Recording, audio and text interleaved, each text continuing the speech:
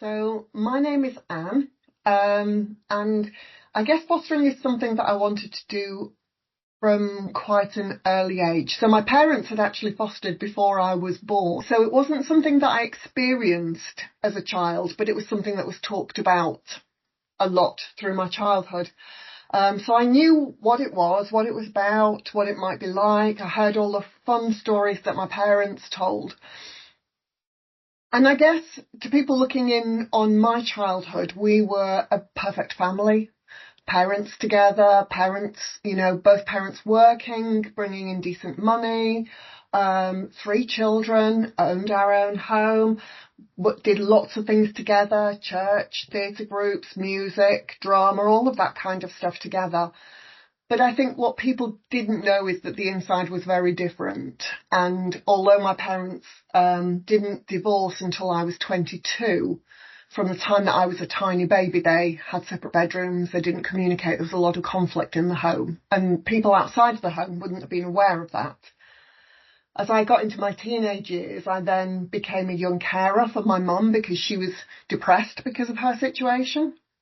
My brother had additional needs and my sister had mental health difficulties.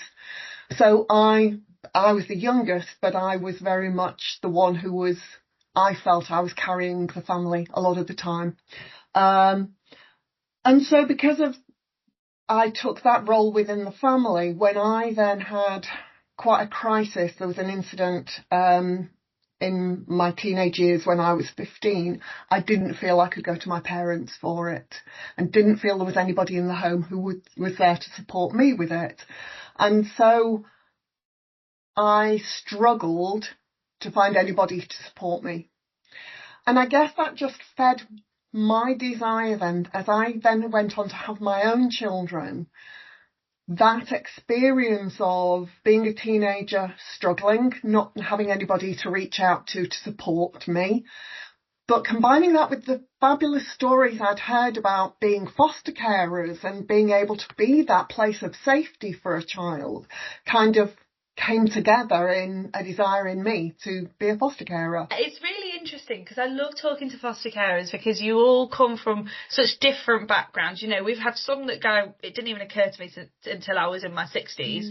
And then there's other people that have been fostered. There's other people like yourself who that was your childhood. You were made aware of what fostering was from such an early age. And it's so interesting how we all come from different backgrounds, but you've all come from different backgrounds and you've all ended up fostering regardless. I think it's so interesting. My children have been a massive support and I wouldn't have been able to do it without them. And, you know, they're both now fabulous adults. So my daughter went on to work in residential care, and we'll come back to that later. But she's done superbly, and my son is just such an understanding, supportive young man. It's really amazing to see what they have done and who they have become partly because of fostering. Yeah. How old were they when they said to you that you should do it? My daughter was just coming up for 18 and my son would have been 15. Wow. So even your son's still quite young. Even at 18, it's still quite young to be mature enough to say, this is what you want to do, you should do it. You do put yourself aside, don't you, a little bit, especially as a child in the home, whether it's a birth child or adoptive or whatever. It's still quite a selfless thing to do, to say, no, this is what you want to do, and you have all of that care to give. And what did you initially want to do fostering wise? Did you start with short breaks, or where did you start? I had anticipated and had talked with social workers about doing task-centred, but it was going to be with teenagers, younger teenagers, because of the ages of mine, and because I was a single carer working part-time, so having to fit all of that, we talked about task-centred but younger teenagers. So I went to panel, and within 10 days had a 15-year-old placed with me, with a request that if I could, she could stay with me for a year. to get her through her GCSEs.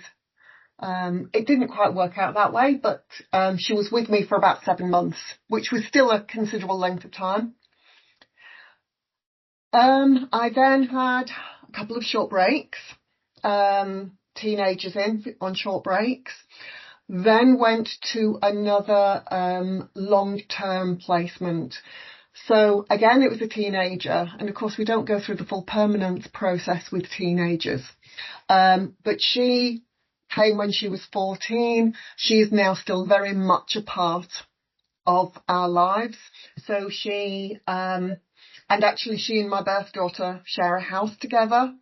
And she has been through, she did staying put with us. Then she went to university. And as I say, now sharing a house with my birth daughter and doing superbly well. And now here we are with a young lady who's with us at the moment, who moved to us nearly 2 years ago from residential care. Wow. So it literally, you've just formed a bubble, haven't you, around these children? It's amazing. It's so inspiring to hear that you've built this foundation, but you're having children come in, and like you say, one now lives with your daughter. So she came to you when she was 14. How long ago was that? Well, she was in my second year. At the end of my first year of fostering was when she moved to us. That's 9 years ago. So she's been part of our family for 9 years. It is that long-term connection, even for if she hadn't have stayed, it's having that connection with you to sort of come back to if she ever needed to, I suppose. So you mentioned that you fostered a child who transitioned from a residential home. Yes. How did that come about? Tell us more about that. So that wasn't a straightforward story, really. I worked for a time as a supervisor in the family time service, and I was actually supervising family time for this girl's brother with their parents, and then somebody else was supervising this girl's family time sessions, but they wanted one where all the family came together. So brother and sister, parents and grandma, and I was going to supervise that. And I remember that day really clearly because she hadn't met me before, and she walked up to me, stood in front of me, took one look, looked me up and down, and with real disdain in her voice went, "And who are you?" And I had to explain, I'm a supervisor for today, I'm doing the session, but I've known your brother for a couple of years, and I've met your mum and dad and your nan before, but she wasn't having any of it. So that was an interesting session. And then my daughter was working in one of the residential homes, and because we have a dog, and often the children in the residential homes need some fresh air, they need exercise, we would meet up from time to time. She'd ring me up and say, "I've got a couple of the kids who could do with some fresh air, can we come and walk your dog?" Absolutely you can. We'd meet up at one of the parks somewhere and do that. And one day she turned up with this young lady who had moved into her residential home, and it was, I know this person. So we met from time to time after that, and it was really nice to see her journey. At the time when I'd supervised her family time, she had been in foster care, and it had been, she'd found it really challenging. She'd had a number of moves. Being in a family had been really quite difficult for her.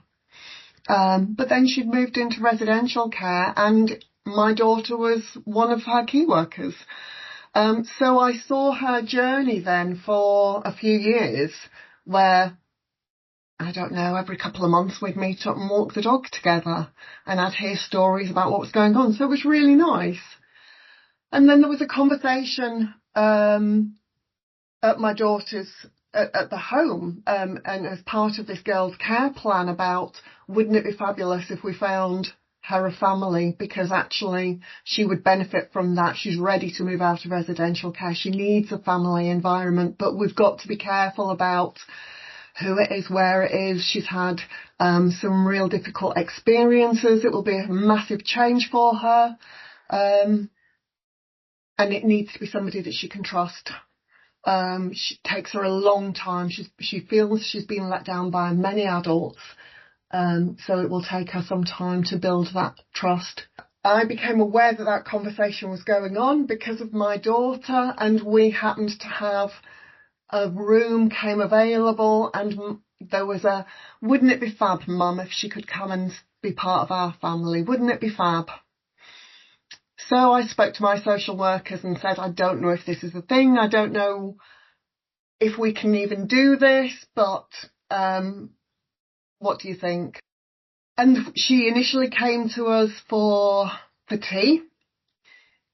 Then she came to us for a full day, for an overnight stay, for a weekend.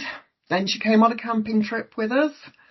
Then she came for a longer stay, and we built up over a period of maybe 10 months before she moved in the January. So it's been a bit of a journey. Yeah. To go from "and who are you" to doing a full transition, it's really funny that how that's worked out. And it seems like I always believe that everything happens for a reason, and everything just sort of aligned by the sounds of it. Of, well, you know, we're looking for someone for her, and you have a place available, and you know her, and she's walked your dog, so she knows your dog, and you know, it just sounds like that was meant to be, really. Yeah, and it's a new process, you know, or it was, you know, it's not something that happens very often. So I think, and it should do, because these young people go into residential for a reason, but because as with all of us who are involved in these children's lives, we have a job to do, and we all have a different job to do, but that's what we're here for, is what I believe.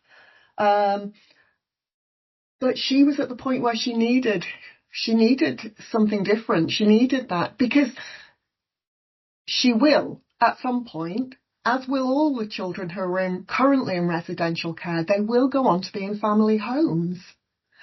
What that family home looks like, who knows? It might be them themselves. It might be them and a partner. It might be them and a partner and a child, children. Any combination makes a family, doesn't it?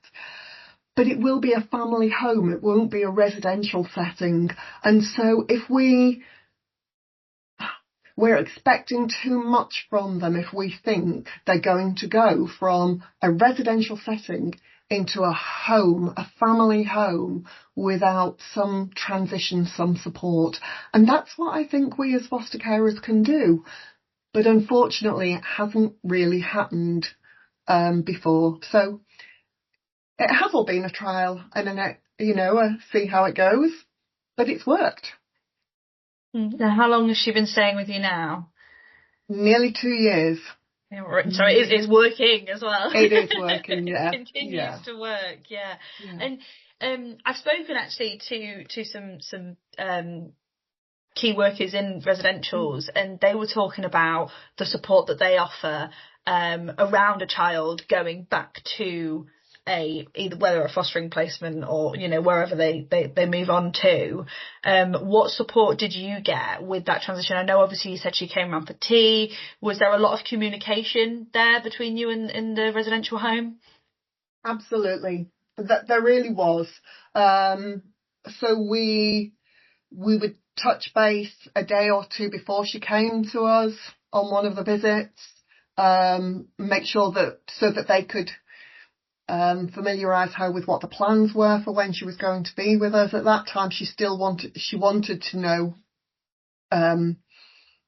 what we were going to be doing, how long she was going to be here, who was going to be around, where else we might go. She liked to know all of those plans. So they were quite structured sessions in the beginning.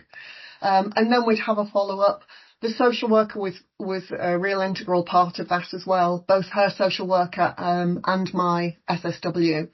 So there was all the support there. What would you say the key differences are between that transition from a child that's in residential to your house, or a child that's come from another fostering household to your house? I think it's about learning what their needs are, learning what their likes, their preferences are, developing a relationship before you get to the point of that transition. So the preparation is really important. Having a clear plan in place, making sure that you explore support options with everybody around you. So be that the supervising social worker, the child social worker, or whoever the young person is transitioning from.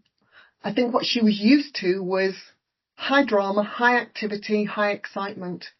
And the staff within the residential homes, quite rightly and fabulously, organise so many activities for the kids and do so much direct work with them, taking them out on trips, engaging them in lots of different activities. It means there's lots of coming and going, constant toing and froing. It may be, well, I know it's the case, that for many foster carers, their homes are like that as well, if they have multiple children in. But we didn't, but the point she came to us, we didn't have a lot of children. We had a teenage boy in, but he was a typical teenage boy, liked to spend a lot of time in his bedroom, didn't do huge amounts. He's about 18 months older than her. So it was a much quieter environment than she was used to. And that took some adapting to on both sides, because my feeling was, I need to make everything exciting. We've got to hype this up and get her involved in things. And her response was, well, what's going on here? This is too calm and quiet. Why is nothing happening?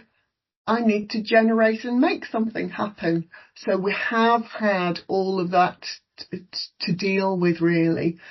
But it's about being prepared for that and just being aware of it. It's not that anything is being done wrong in any one place. It's just her expectation of what life is like. It's quite different to the reality of being in a family home. Yeah, but it's we talk about it a lot of if you're used to chaos and you go into an environment that there is no chaos, you're naturally, it's going to be a bit like sort of fight or flight, isn't it? You're going to be like, something's wrong because it's not what I'm used to. Something's wrong because it's not chaotic. So it's completely natural for her to then think, well, I need to make the chaos then to make it normal. You can't blame her for that. It's completely understandable. It is understandable, absolutely. And I think that's been the challenge for us is to look at, okay, so what's behind this behaviour? Is it that she is distressed, upset about something, or is it just that actually things are going very well and very smooth and very calm at the moment, and her body and brain are all geared up for high activity, high anxiety levels, chaos? So is it just that she needs the chaos? In which case we can manage that. We can take her and do something that's a bit high energy and work that through. Whereas if we think there is actually an issue, then we need to properly deal with that. So it's about being detective, as it is for all foster carers with our young people. It's about, what's this behaviour telling me? What's this communication telling me? So that we can work out how best to respond to it. Yeah. And would you, there's two questions. Would you foster a child from a residential setting again? And would you recommend it for other foster carers? I absolutely would go through this process again. Absolutely. It's been a real joy. I think one of the really nice things, feedback that we've had really, is when we have met up with staff that worked with her in residential care, when they've seen her and they've gone, oh gosh, hasn't she come on, look at how fabulous she's doing, how mature she is, how much calmer she is, we still feel the chaos, but there, it is a different sort of chaos. There is that calmness now, and she's developed so much in the 2 years that she's been with us. It's been a joy, most of the time. But I absolutely would go through it again, and I would recommend other people to think about it. Teenagers generally get a bad rap, and I think it's unjustified. They communicate differently to younger children, but they need that support in just the same way, and they need to experience a family home. I think people don't realise that when a child goes into a residential setting, that these key workers are there to obviously keep them safe and take care of them, but they're also always doing work with them to work through whatever it is that they are struggling with. And it is old stigma, it's old sayings. People don't realise that there is so much work going into helping these children manage their thoughts, feelings, behaviours. And when that home, when those key workers say, we think now's the right time, it is so much more supportive than what people think. What would you say has been the most rewarding thing that you've gone through as a foster carer? It doesn't have to be to do with the residential. It can just be in the last 10 years, what has been, and it doesn't have to be the most rewarding, it can be one of. I think so much about foster caring is rewarding. It really is. Seeing young people achieve more than they believed they ever could, seeing them achieve their dreams. I think with the young lady who's come from residential, trust was a major issue. And we were told when she was coming to us, it will take her a long time to trust you. She trusts children her own age instantly, which isn't always a good thing, and has given us a few headaches and nightmares. But adults, she doesn't trust. So getting to a point where she can be out with friends, and it's a really small thing, but ring me up and say, Anne, we've got a problem, can you help with? Actually is huge to me, because it says she trusts, she's learnt that trust, she's learnt it's okay to trust people, and she can be confident that I will do my best to help her through that situation. And we laugh about it, but she will ring up and say, my friend's got a problem with, what can you do to help with that? Sometimes I have to say, it's not my place. Who else is there? What can we do? But it's knowing that she's got that faith in me, and she feels secure enough to be able to ask and know that I will listen and help her come up with a solution, in whatever way I can.